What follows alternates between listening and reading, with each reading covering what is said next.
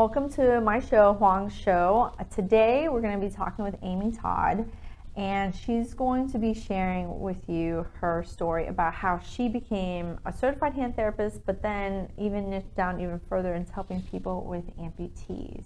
So if you get any type of, she blew my mind. I'm just going to be really honest. She's been working with my team here in my own clinic, and then she came by to help us with someone that we currently have that lost both of his arms.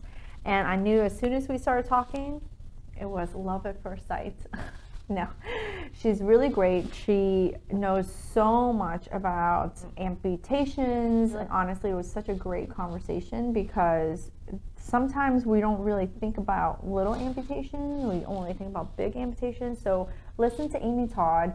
We had an incredible conversation, and I hope to bring more of what she has and her knowledge to you guys here in the hand therapy world, because no matter how big or small amputations are, it really does affect people and how they move and how they use their arm and really how they see themselves as well. So enjoy this program when I'm talking with Amy Todd, the amputee specialist. So this is so awesome. I'm so happy to have you here. So I'm doing a YouTube show that I just want to share and highlight different ways that OTs and CHTs and even PTs that I'm going to have on here, just to showcase to other OTs and especially OTs that want to do hand therapy, just different things that they could get into, that they can learn, anything at all. So I'm so happy to have you here. Why don't you introduce yourself a little bit to all the viewers of Hand Therapy Secrets?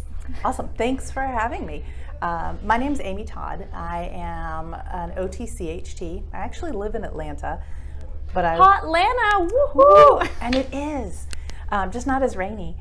So I work for Hanger Clinic, and I am one of 2 occupational therapists with the sole purpose of supporting our patients who have upper limb amputations.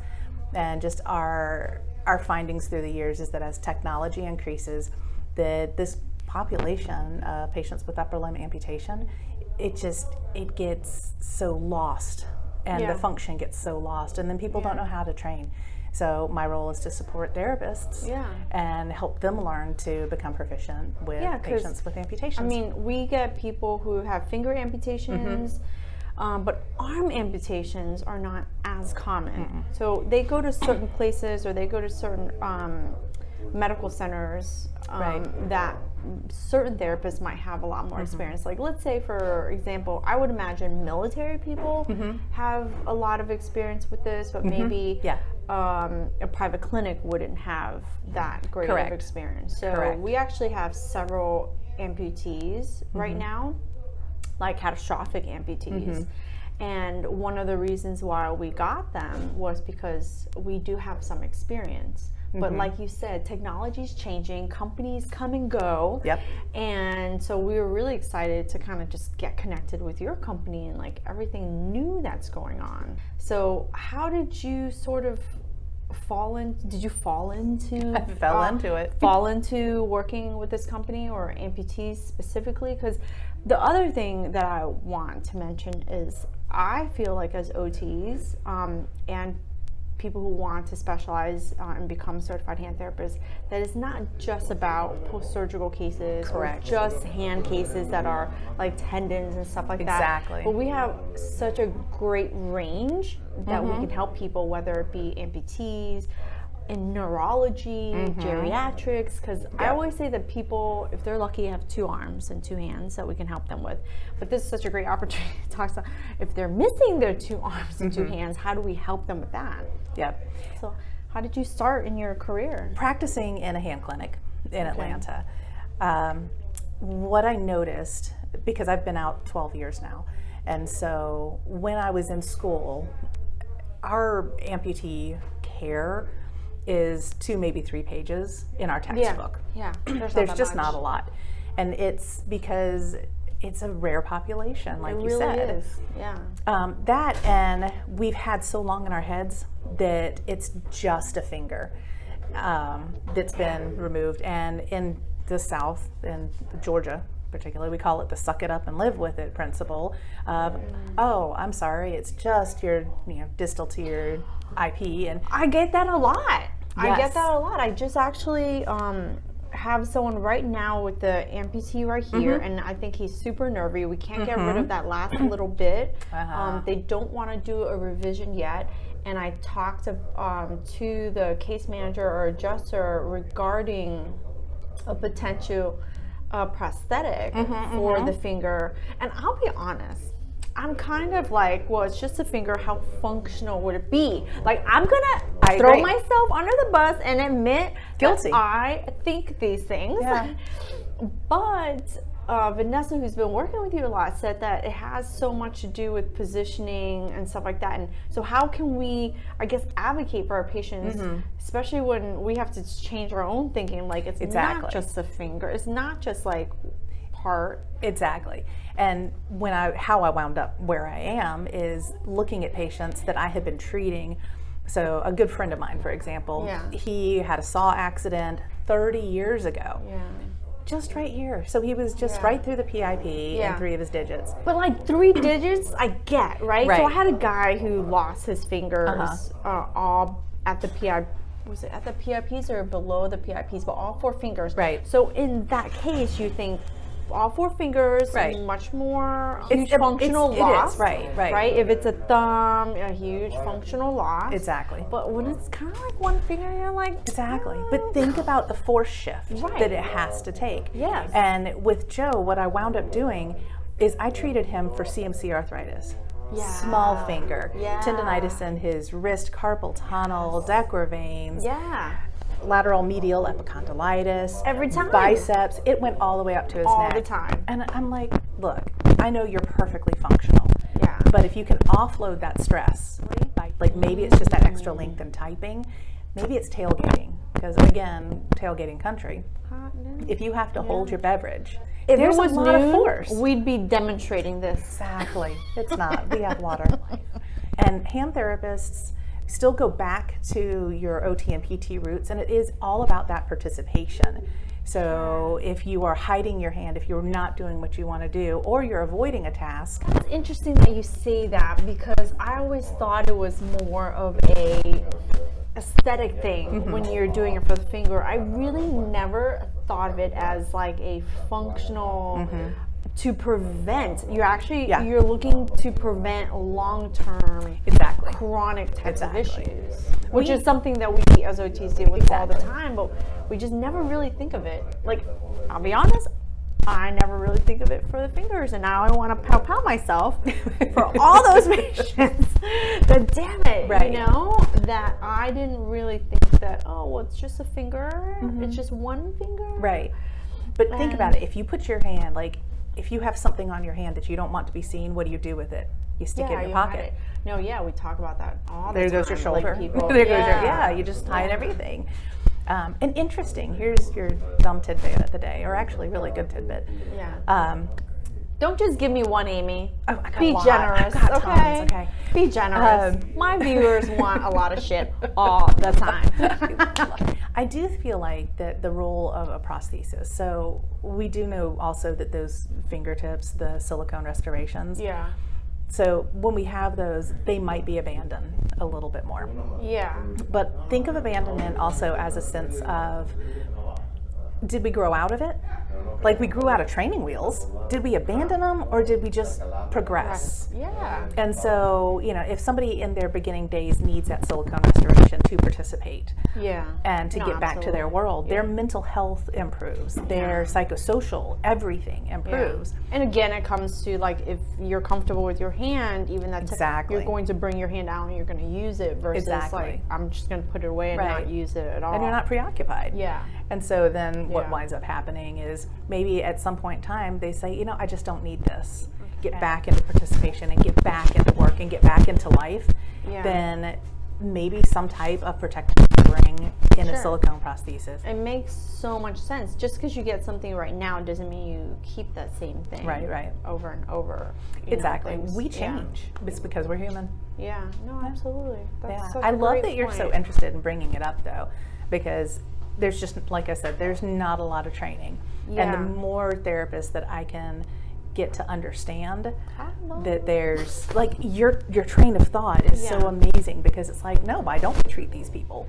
I'm a huge fan of when I talk about occupational therapy and I talk about hand specialty and becoming a certified hand therapist and stuff like that, I believe wholeheartedly that it expands our career and our reach to people, it does. and that we shouldn't think of being so limited, because there is a goal. Like, so there are therapists and their goal is just to work in a hand surgeon's office and only see post-surgical, but I think that there's so much more beyond that, and I just want to expand the thought process, and I just want to expand that, you're going to give yourself more opportunity and you're going to give other OTs more opportunities. Like, I was talking to someone and they were like, I want to do this and this, but I'm getting so busy. I'm like, well, shouldn't you get busy? Shouldn't you want to get so busy that you hire another therapist?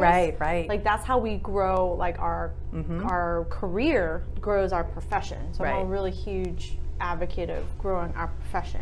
How did you, so you started your career like in a clinic, and then how did you move into hanger, like, or maybe I don't know if I should say hanger, and you worked for them for how long? I've only been with them 2 years. Okay. But my journey toward prosthetics started about 5 years ago. Okay, awesome. When I was in the clinic and wanting to learn more. Yeah. And I reached out because hanger was, I had known about them, I had heard about them, so I reached out. So you were an advocate for your own damn career. I was. And you made them hire you.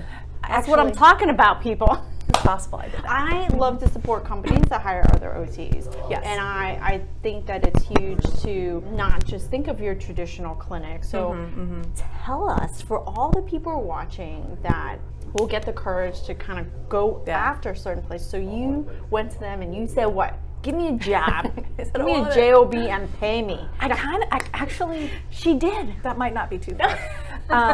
I reached out and I said, how do I learn more about this? And I reached out to the companies that do the components, like Oser and Ottobock, with the different hand components. So I reached out to them to get training. Well, once you know something about a population, and in my world it's that amputee population. And it's a niche inside of a niche. Inside of a niche. Exactly. Yeah. And so once you get known for that, and it doesn't matter what that niche is, but once you get known for that, you get another referral, and then you get the more experience. And it's a slow process. Like I said, 5 years. I went to AOTA a few months later, and I met my coworker, Bambi Lombardi. And I was like, as everybody does, I need more information. I want to know more about this. Yes. And I just kept myself aligned with people who already worked in this population that I wanted to work more with. And when the position came open, I applied. And you also have to know what you're going to, what is it that's going to balance your life out when you do this? Because I know this is a travel position. I know that this is non-traditional. I don't get hands-on time in clinics because I have to work with a therapist because I'm not licensed in Florida. So I work with the therapist who's working with the patient to provide guidance. And that's, I'm giving up that hands-on patient care that I absolutely love.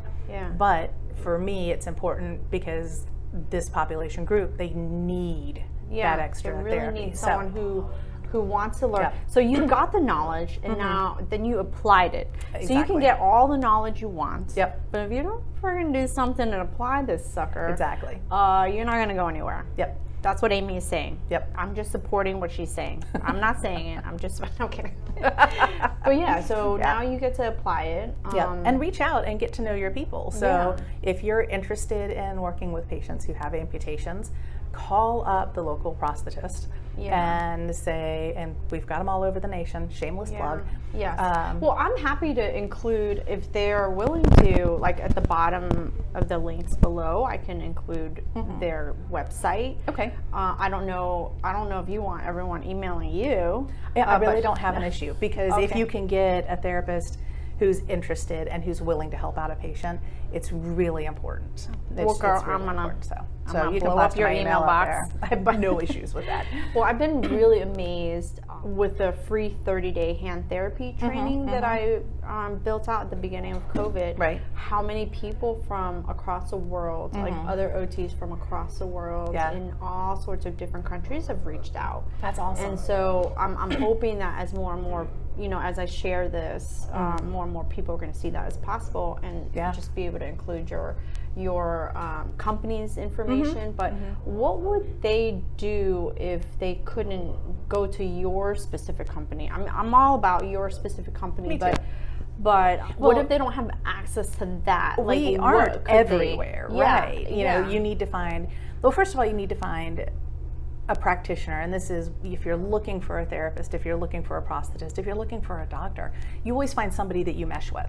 Yeah. And that doesn't matter whether you're a patient or a clinician. Yeah. So, reaching out to your local offices of your local prosthetist and saying, hey, can I come shadow? Hey, can I come get some information? Hey, do you do upper limb patients? Because it's a very small market, to be honest. It's really, really small. So, for example, if, I work with a lot of OTs that are alone. They are new, right? So if they were to get a patient, you get the ambush patient. You get the ambush patient with an amputation. Boom, my arm is missing. What do I do? And that happens a lot. The finger ones are a little bit more common, right? Right. So if you have a finger amputee, then you still have stuff to do, so you can get started. Right. But what if they come in and they're missing half their forearm or their upper arm? Like, there are some neat webinars that are out there, Okay. and that's a quick, easy kind of really give you punch. You can always look up journal articles. I'm all about journal articles, but that gives you like a snapshot. Yeah. And you need something that's I'm gonna. talking about somebody who. I need it now. I need it now. I don't know if I got time to be reading these things. Exactly. It takes a lot. It does. How many people tell me that they don't have time to do other things because they're so busy Googling everything? Exactly. And when you Google a ton of stuff, you're going to get so much information. Right. You're just not sure how to weed some of that stuff Exactly. out. So if someone were, and I teach evaluation, like I teach like what should you be asking, what you should be looking for, what do you say in that first visit, and you're saying all those things in the first visit to build that trust, to let them know that they can help you, and then you go home and you research some stuff, and then you come back the next time with some more knowledge of specifically what's helped them. But what are some key things that a new novice therapist, if they were ambushed, what can I do? Training. We are trained in evaluation of our patient. We are trained in physical evaluation. Not able to do right now today that you want to be able to get to and do now. What do you do with them? Right. So do you then move into scar management, edema management? That's the next thing I want to look at. Yeah. So now that we've really looked at that person, we're going to evaluate the residual in them.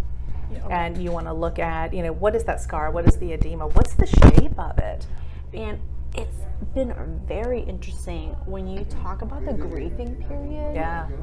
Because he came to us early on. Yeah. He came to us early on, so I've been able, and I'm not the one directly working with him, but I'll tell you what, he has gone from a very happy kind of person to a very skeptical, very